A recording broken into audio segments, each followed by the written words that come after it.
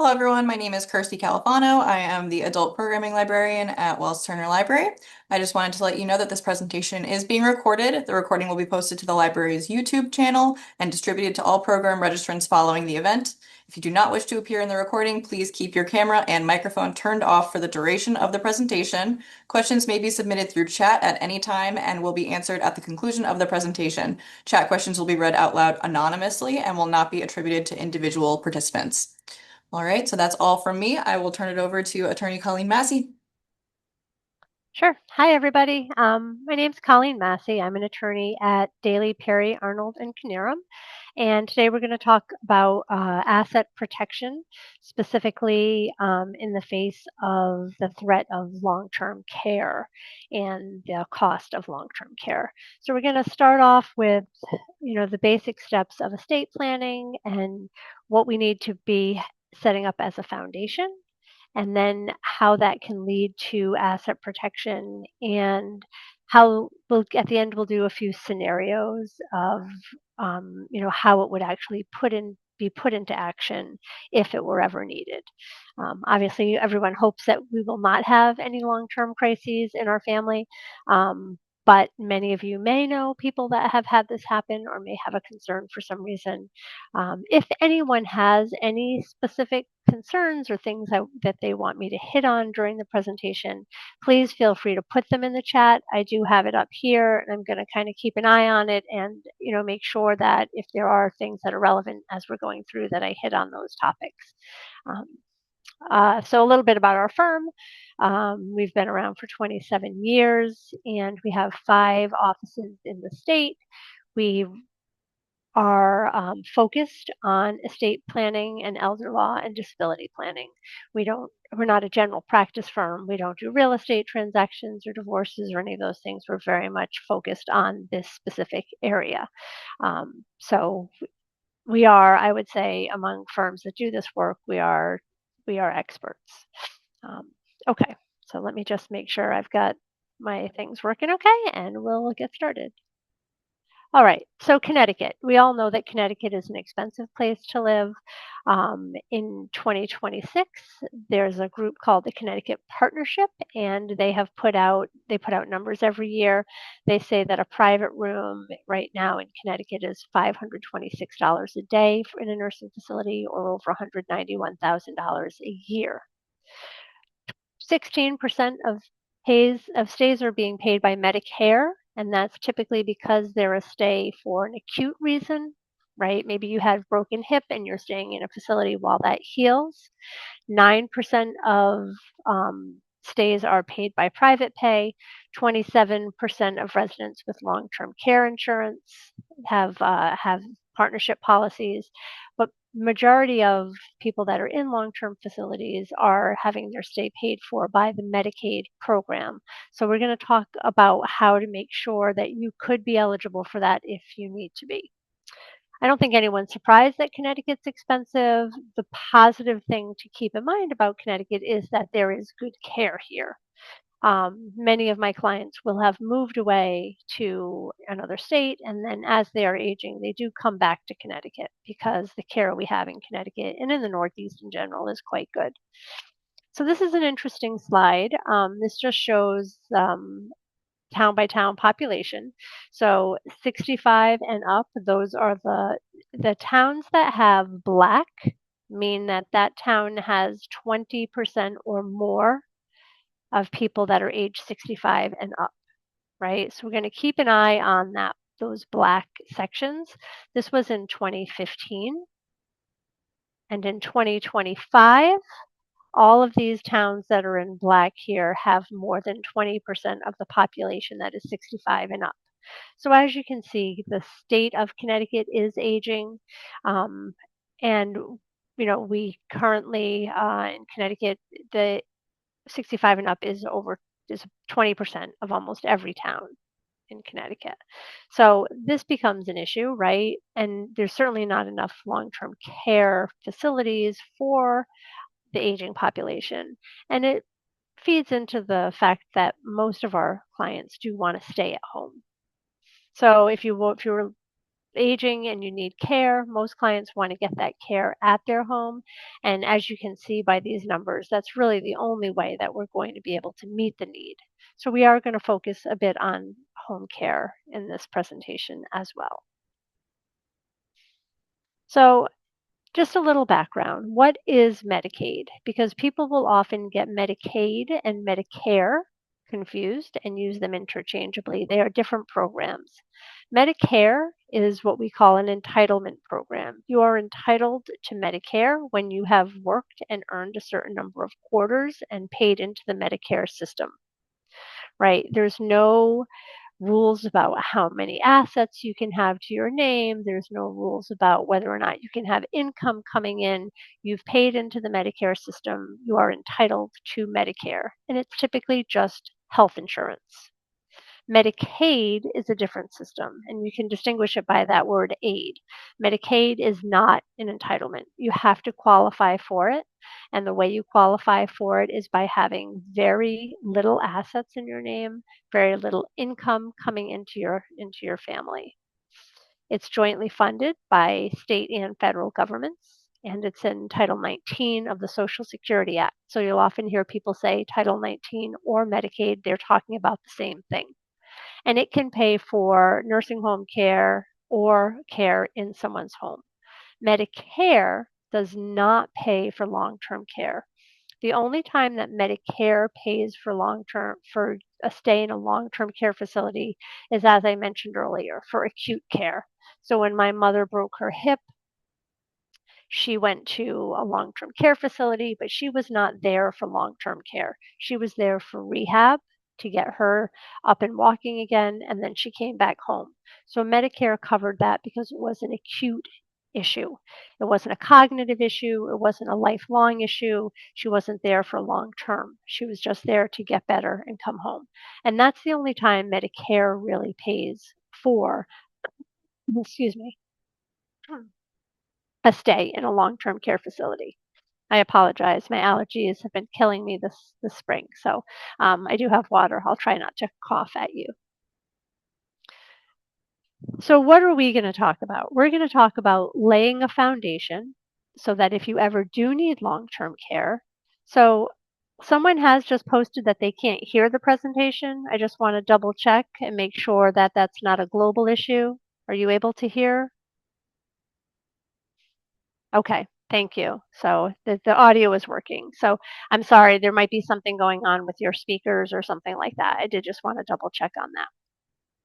So the first step in estate planning, and this is a step that I really say anyone over 18 should be doing, is going to talk to an estate planning attorney and getting these basic documents in place.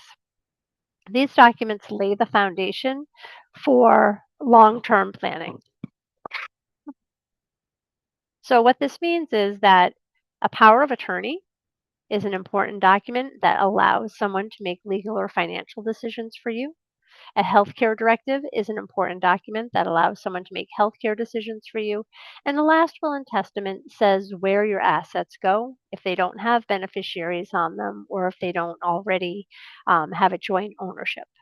And these are really important because if you become incapacitated at some point, having these things in place is going to allow your loved ones to act on your behalf and to be able to help you manage things if you're not able to anymore. And that could happen.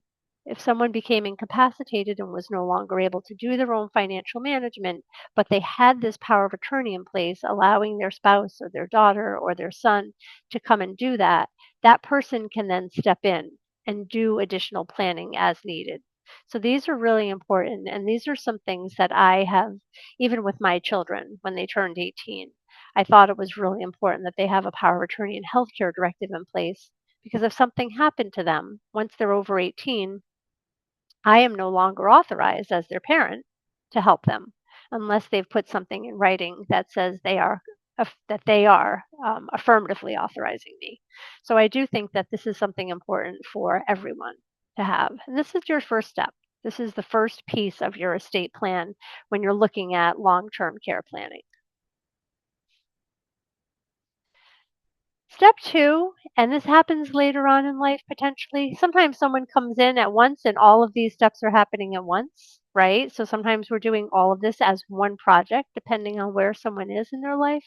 But the next thing is we're looking ahead and we're thinking about, this long term planning issue. And we want to know a little bit more about what are the rules for long term care. We want to know how one would qualify. And is there anything we can do to plan ahead in the event of having a long term care crisis? So, in order to qualify for that Title 19, that state federal program that can assist someone, the person that needs the care needs to need the care, right? There are some requirements that they need to have. Um, a need to have assistance with certain activities of daily living.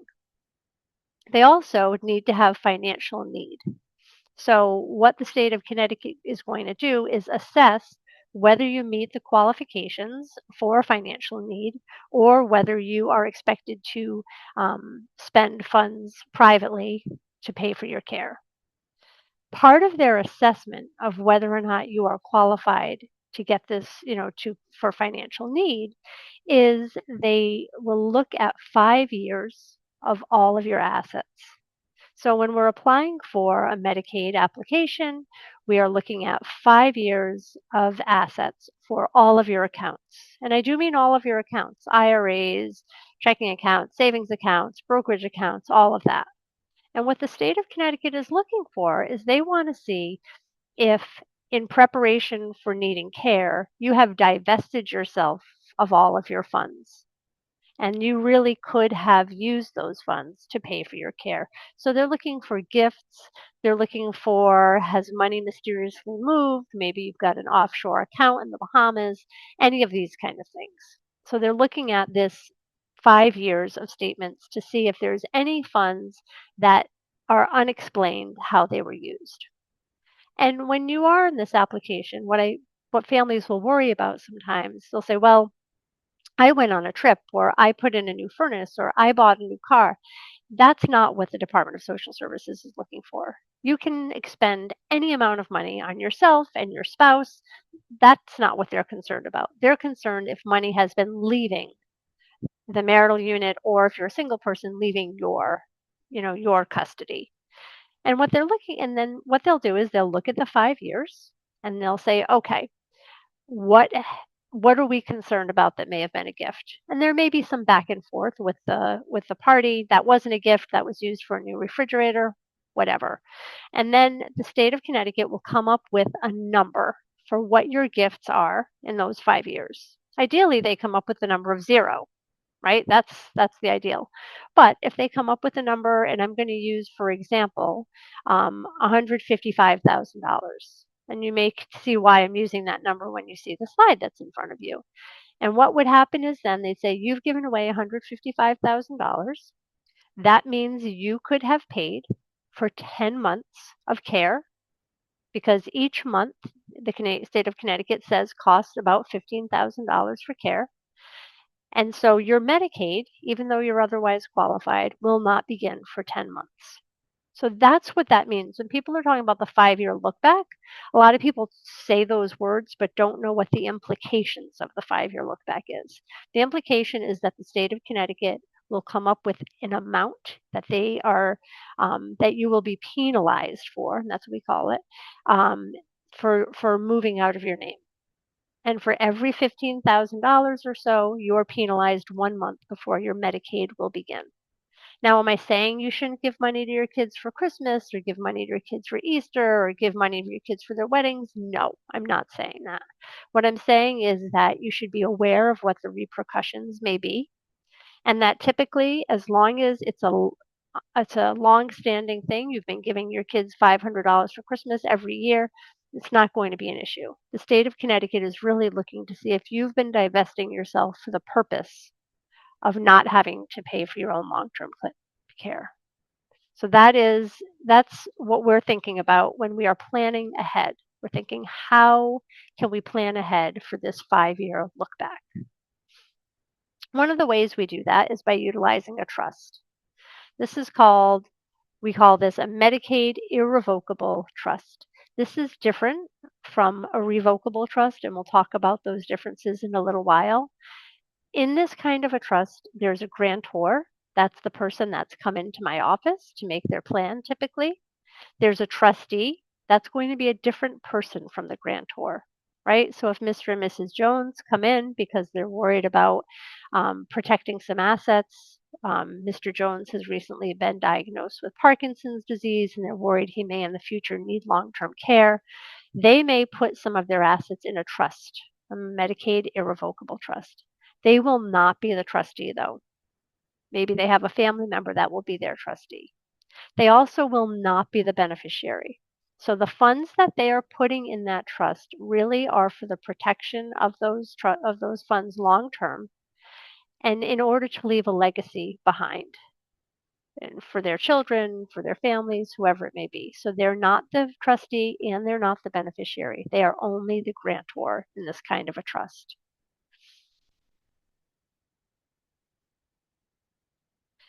Here's how it works.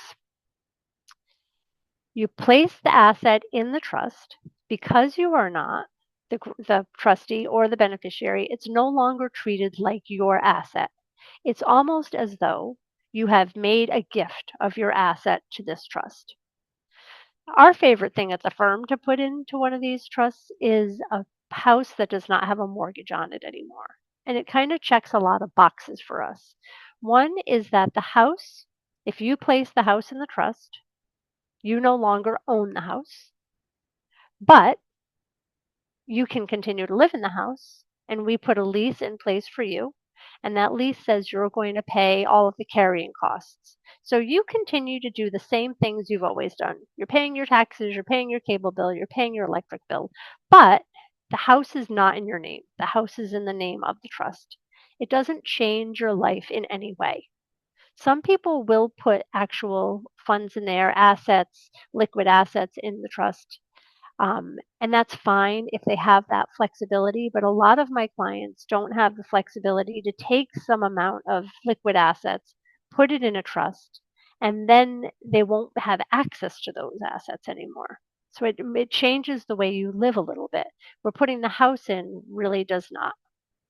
If the house is in the trust for more than 5 years, when you someday need care and you're filling out a long term care application, when you're asked to list your assets, you do not have to list that house because you don't own it. You gave it to a trust. You're simply renting it from the trust and paying the bills as your lease.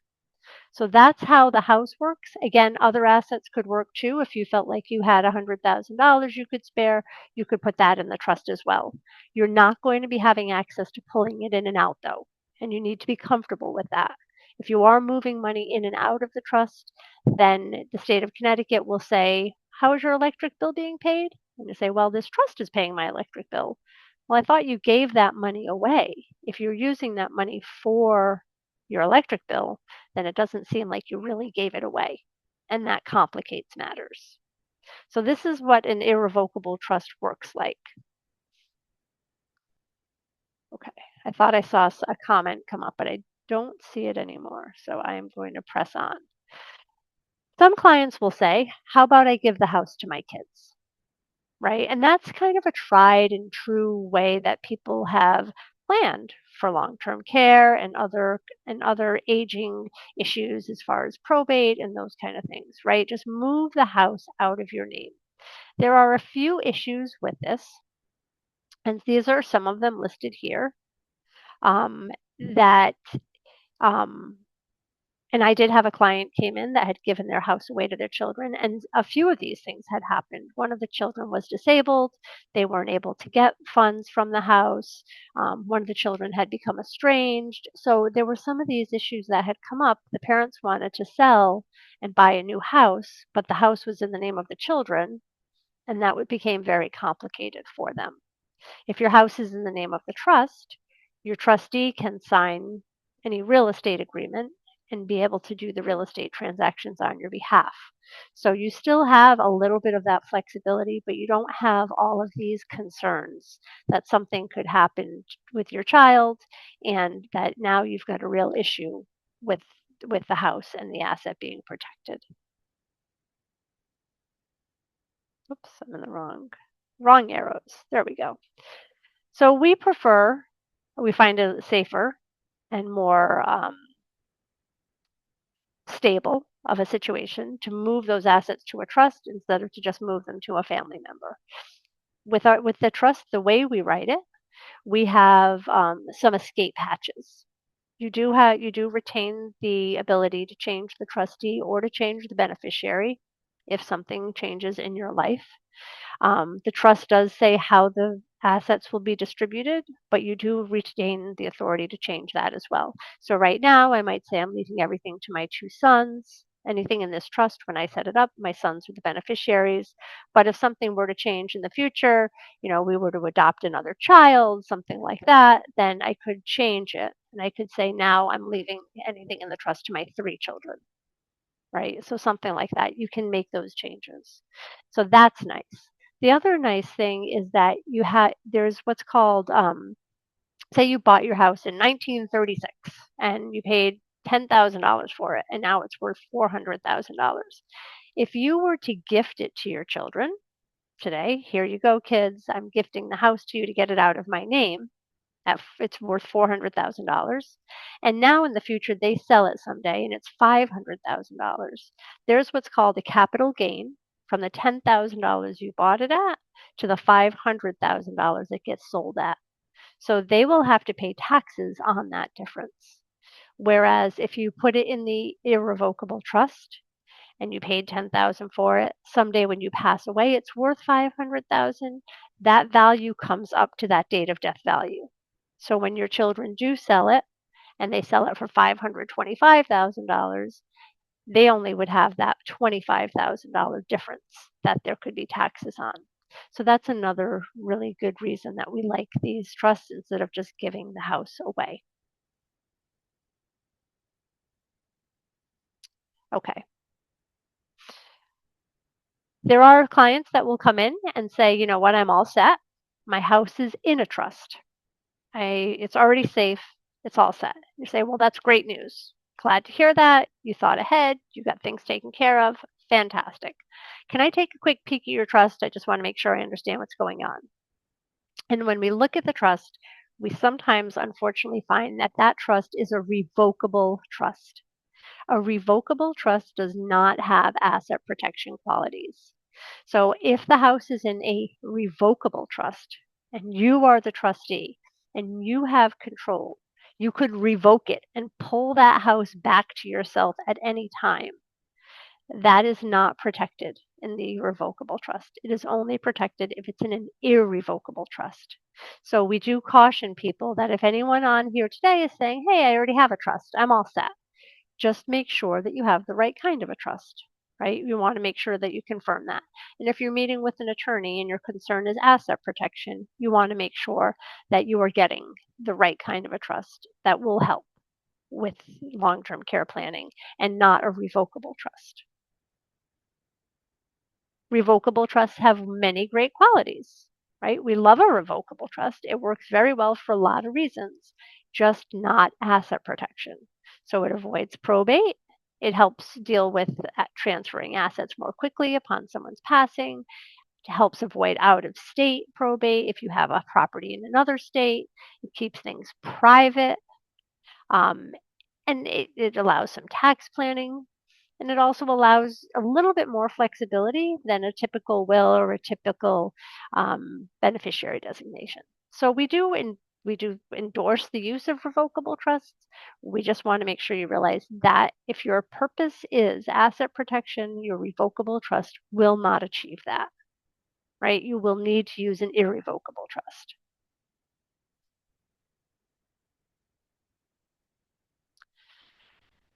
So now we've already got our estate plan set up. We have a power of attorney in place in case we need it. We have a healthcare directive in place in case we need it. We've got a will in place. We came in at some point. We did a check-in. We got a irrevocable trust in place now. It's holding some house, it's holding some maybe some other assets. And now we come back and say, you know what? We do. Unfortunately, we are going to need that long-term care. What are our next steps? Right? We've got our step 1, we've got our step 2. What is step 3? How do we get qualified for Medicaid and have the ability to preserve some of our funds either for our spouse at home or for our children, or be able to defray some of the costs for our own care going forward, right? And that's really what we're looking at when we're thinking of the primary purpose of this. So when you do apply for Medicaid, what is the state of Connecticut looking at? We've already alluded to this. They're looking at your assets. How much money do you have? They're looking at your income, right? How much is coming in? And they're looking at whether there have been transfers of assets. And that's what we talked about, those gifts, that moving money to that Cayman Island account, giving money away, all of that. Those are the things that the state of Connecticut is really looking at when they're evaluating that application.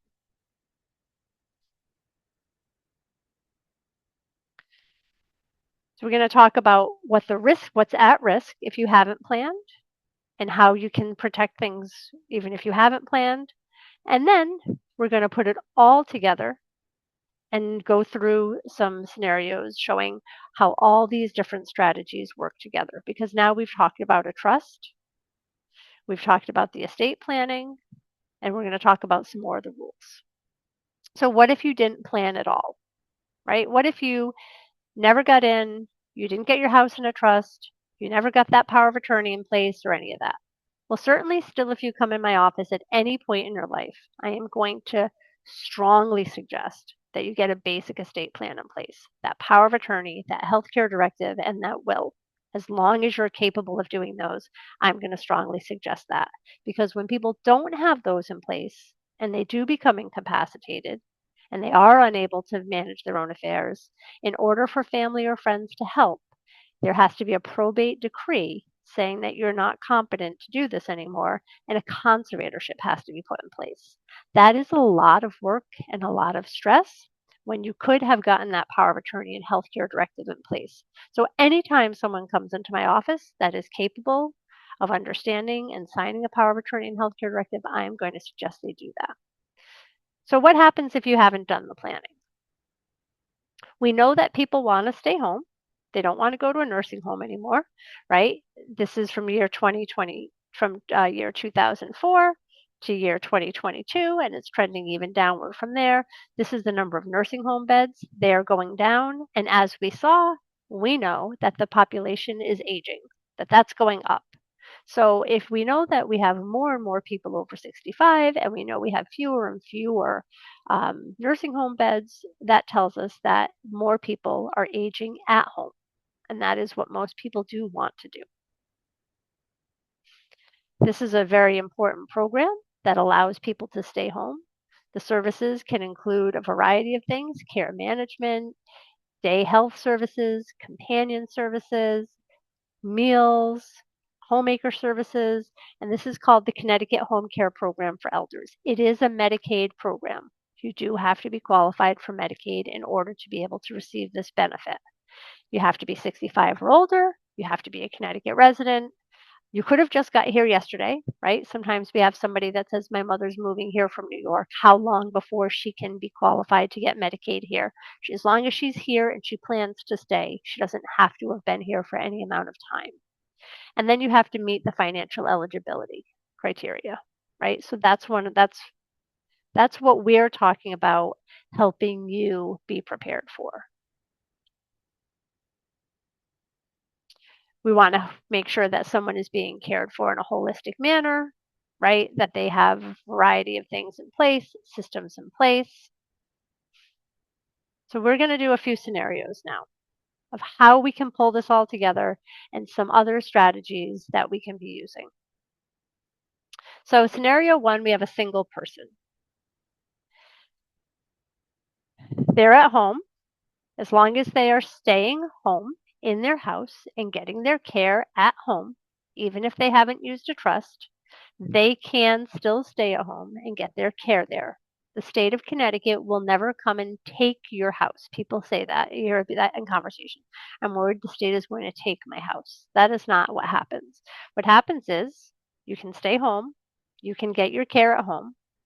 It can be very difficult, though, because you are limited to assets of $1,600.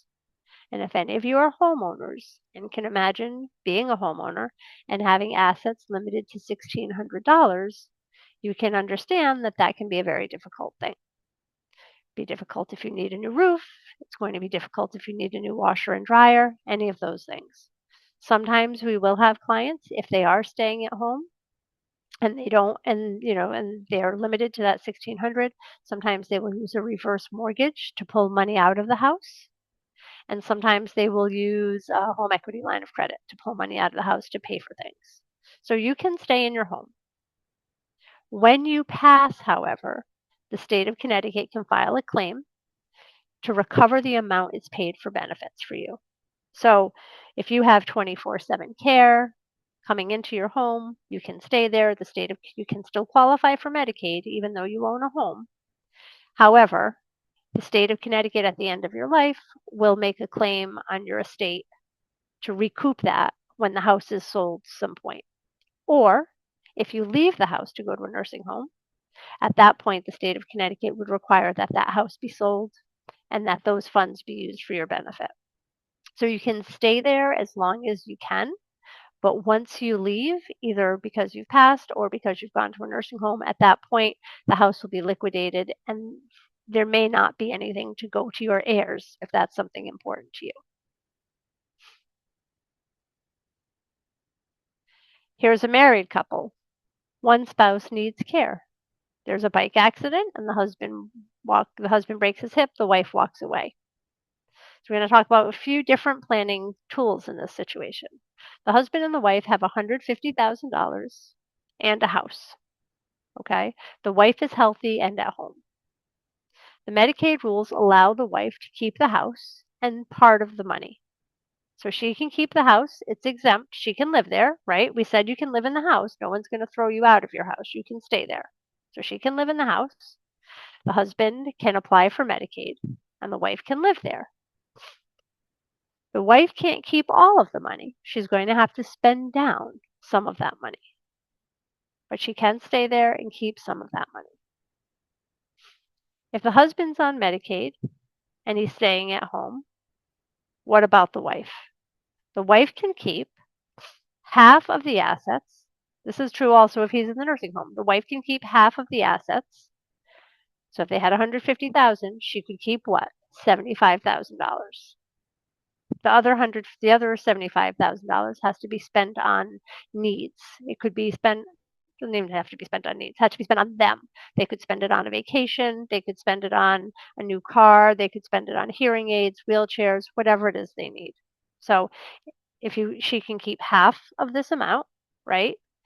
And she can keep the house, she can keep the car, and she can keep her income. And the husband can keep his income if he's at home. If he's in a nursing home, his income will go to the nursing home.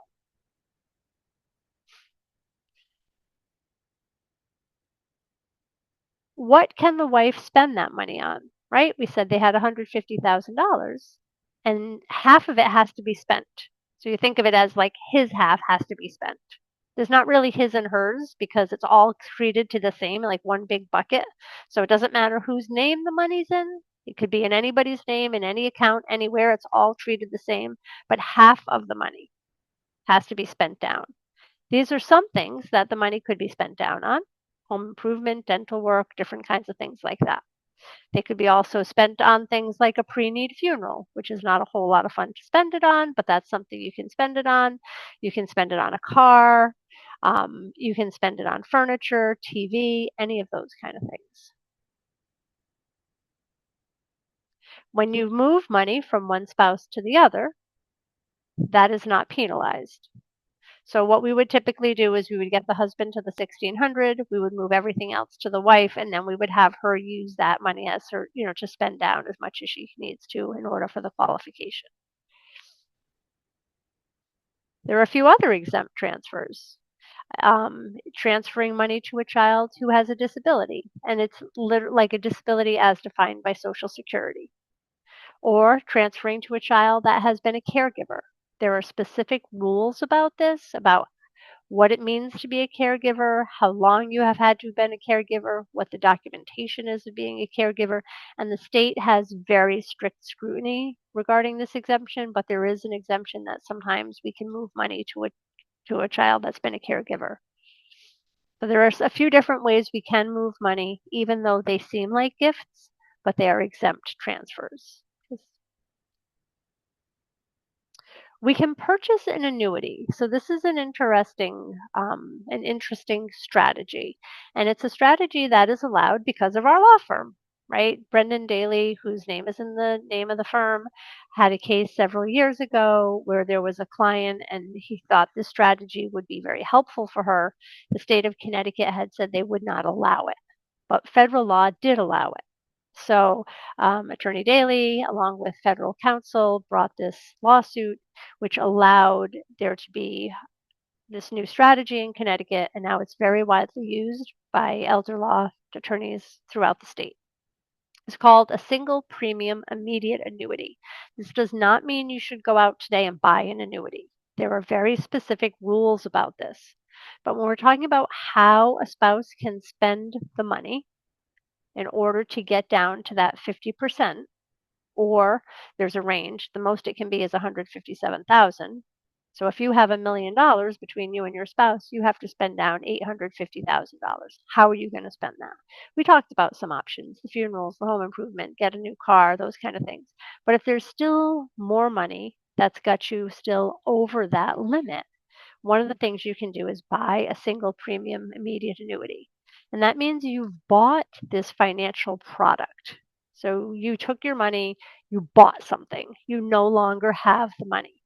And you bought something at fair market value. It was not a gift. So it is allowed. And what happens is, after the Medicaid application is granted, that annuity will begin to provide income to the spouse that's at home. Because once the Medicaid application has been granted, that spouse at home can start to rebuild. So during the Medicaid application, like I said, it doesn't matter whose name things are in, it's all treated like one big pot of money. After the Medicaid application, that changes, and you're each treated separately. So the spouse that is at home that doesn't need the care, that spouse can rebuild. If they hit the lottery the day after the Medicaid application was granted, that's fine. The spouse that's on Medicaid, their assets have to stay at that 1,600 limit. So the annuity can begin to pay back and start to rebuild for the spouse that's at home. How do you use the annuity? The annuity must be non-assignable. That means it can't be sold. It must be irrevocable. That means you can't change it back. It has to be actuarially sound. That means it's going to pay out during the course of your life. And if you were to pass away before the annuity has paid out, the state is a remainder beneficiary. So when we do this strategy, we make sure that the clients understand. We also try to have it pay out as quickly as possible, because we want to make sure that all goes back to our client, and that something doesn't happen and they untimely pass away and part of it goes back to the state. Again, this is something that you would not be doing on your own with a financial advisor. This is something you would want to work with somebody, because the timing is very important and the way the annuity is written is very important. So here's an example using this single premium immediate annuity. The husband and the wife, they own a house and a car, and they have $500,000.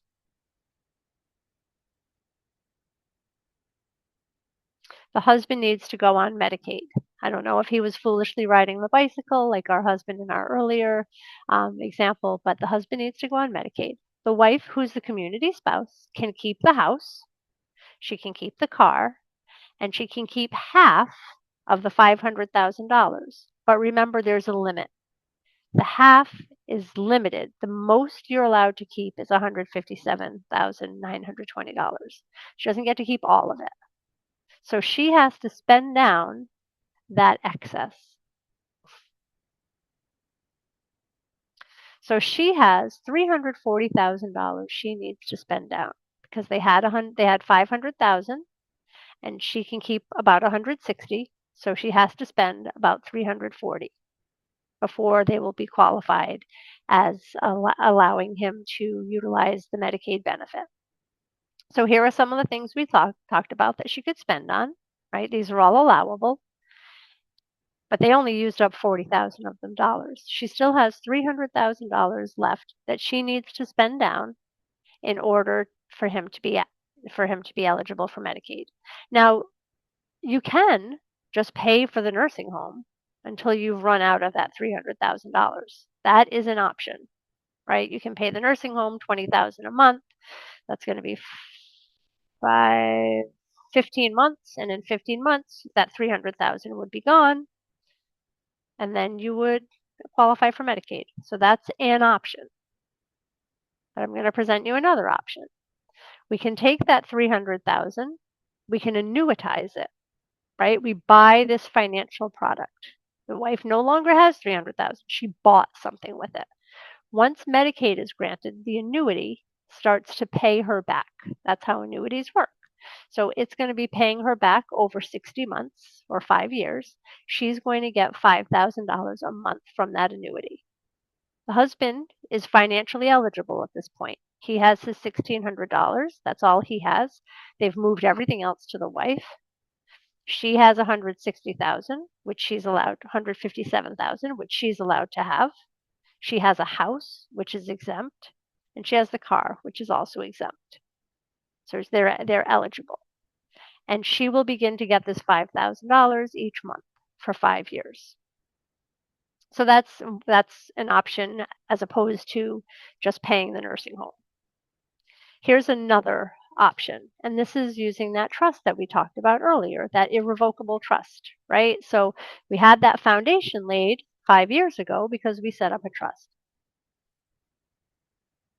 Here's why. Here's where this comes in. We have the husband, the wife. They moved their house to a trust more than 5 years ago. And notice we even use that word gifted. They gifted that house. They no longer own that house. The house is owned by the trust. They still have 500,000 in liquid assets. The fair market value of their house at this point is $400,000.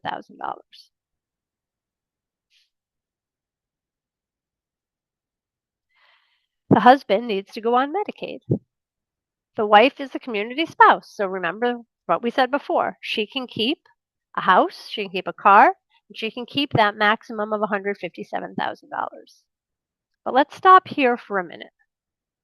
The wife can keep a house, a car, and $157,000.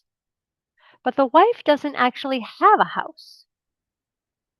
The house is in a trust, and it was moved to that trust more than 5 years ago. So the wife does not own a house right now. So here's what we can do.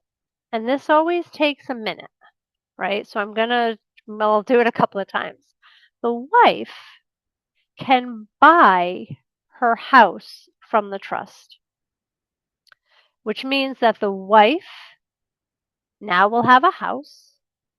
The trust will now have $400,000 in it, right? She had money. She had $400,000. She had $500,000.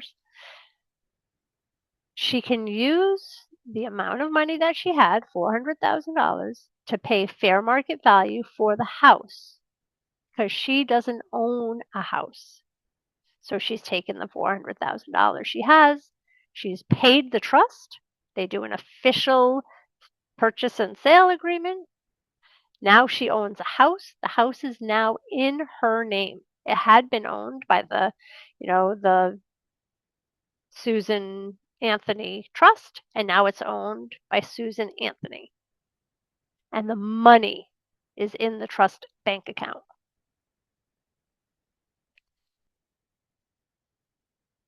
Because she now only has $100,000, which is under that 157, and a house, which is exempt, The husband is now eligible for Medicaid. She owns the house. She has $100,000. He's eligible for Medicaid. And there's no issue with that. Once Medicaid is granted, remember what I said, she can hit the lottery, anything can happen after Medicaid is granted. Once Medicaid is granted, we would advise her to sell that house back to the trust. She can sell the house back to the trust. Again, official purchase and sale agreement on the land records. She sells the house to the trust. The trust gives her her $400,000 back. She gives the trust the house back. The house is out of her name again, and she is back where she started. So having that trust set up back in step 2 allowed her to keep her assets and continue living in her house, even though her husband became ill. And it made it so they did not have to spend $20,000 a month on nursing home care. So that preparation really helped them.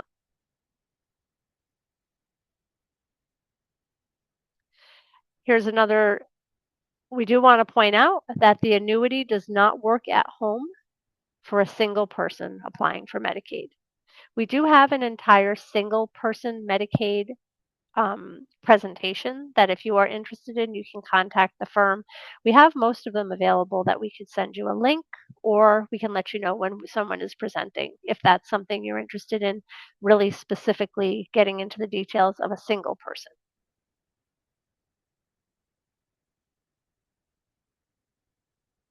All right. There are a variety of people that are in this Medicaid business. You do want to be very careful when you are choosing someone to help with the Medicaid application, because if they are not an attorney, they may not be able to have all of the strategies. So I would suggest if you are referred to someone that's not an attorney, that you want to talk to them about their plan, and then you might want to talk to an attorney about their plan and then make a decision. So just be careful. Nursing homes often will refer people to a company, but the nursing home does have some motivation in getting paid as much as they can, right? So they're not necessarily always going to be advocating as strongly for the person in the community. So this is us, and I do have some time for some questions. And I don't know if we've got much, but I'm happy to chat with people for a few more minutes.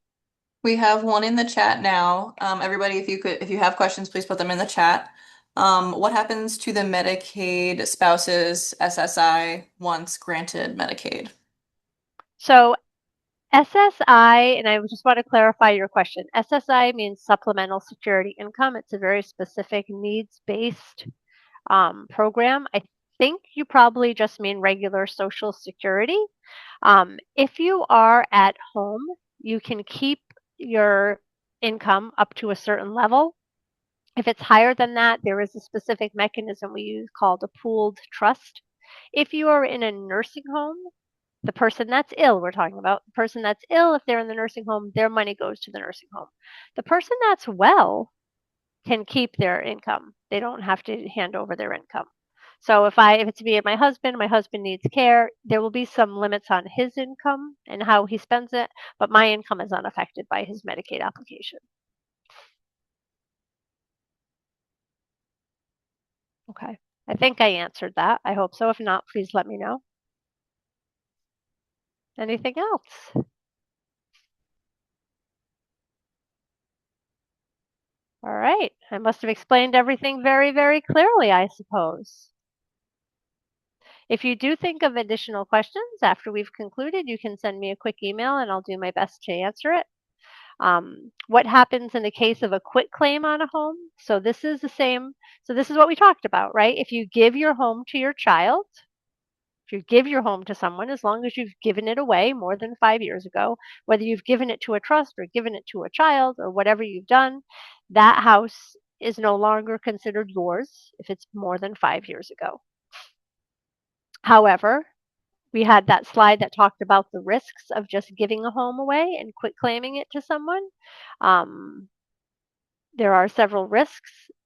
It's something that some people choose to do, but typically we think the safer plan is to put it in a trust because it's protected in that situation. I can't get back to that. It was way back at the beginning. All right, I'm going to leave that up so you can look at some of the things. So yes, as long as it's been out of your name for 5 years, it no longer counts as yours, but you may have those issues with the step up in basis for taxes, as we talked about, or any of these variety of things could happen and could make that a little more tricky. Doesn't then the next question is, what if there's a quit claim, I think, between spouses? Doesn't matter. Spouses can gift to each other. That is an exempt transfer. So if it's a couple and we would definitely advise that. If there's a couple and one needs care, we would typically have the house spouse that needs care transfer the house to just the spouse that doesn't need care. And then ultimately, we may even do more planning than that. We may ultimately move it to a revocable living trust or something. But yes, the spouses can give anything to each other. Those are exempt transfers.